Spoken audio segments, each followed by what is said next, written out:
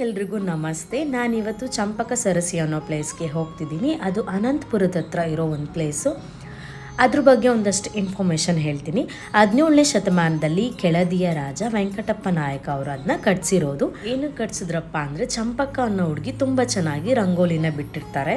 ಅವ್ರು ಬಿಟ್ಟಿರೋ ರಂಗೋಲಿನ ನೋಡಿ ಅವ್ರಿಗೆ ತುಂಬ ಇಷ್ಟ ಆಗುತ್ತೆ. ಜೊತೆಗೆ ಚಂಪಕ ಅವರು ಕೂಡ ತುಂಬ ಚೆನ್ನಾಗಿರ್ತಾರೆ. ಸೊ ಅವ್ರ ಮೇಲೆ ಅವ್ರಿಗೆ ಇಷ್ಟ ಆಗಿ ಲವ್ ಆಗಿ ಅವ್ರನ್ನ ಮದುವೆ ಆಗ್ತಾರೆ.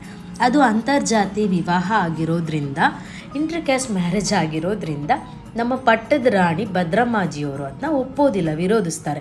ಅನ್ನ ಆಹಾರನ ತ್ಯಜಿಸಿ ಜೀವವನ್ನು ತ್ಯಾಗ ಮಾಡ್ತಾರೆ. ಆಗ ಪ್ರಜೆಗಳು ಚಂಪಕನೇ ಕಾರಣ ನಮ್ಮ ಪಟ್ಟದ ರಾಣಿ ಸಾಯೋದಕ್ಕೆ ಅಂತ ಹೇಳಿ ಅವಳನ್ನ ತುಂಬಾ ಅವಮಾನ ಮಾಡ್ತಾರೆ. ಅವಳು ಆ ಅವಮಾನನ ತಾಳಲಾರ್ದಲೇ ಆತ್ಮಹತ್ಯೆ ಮಾಡಿಕೊಂಡು ಸತ್ತೋಗ್ತಾಳೆ. ತನ್ನ ಪ್ರೀತಿಯ ಪತ್ನಿಯ ನೆನಪಿಗಾಗಿ ರಾಜ ಇದನ್ನ ಕಟ್ಟಿಸ್ತಾರೆ. ಇದ್ರ ಹೆಸರು ಚಂಪಕ ಸರಸಿ. ಪ್ಲೇಸು ತುಂಬಾನೇ ಹಾಳಾಗಿರುತ್ತೆ. ಯಶೋ ಮಾರ್ಗದವರು ಇದನ್ನೆಲ್ಲ ಈ ಮಟ್ಟಿಗೆ ರೆಡಿ ಮಾಡಿದ್ದಾರೆ. ಅವ್ರಿಗೆ ಥ್ಯಾಂಕ್ ಯು ಹೇಳ್ತಾ ಈ ವಿಡಿಯೋನ ಎಂಡ್ ಮಾಡ್ತೀನಿ.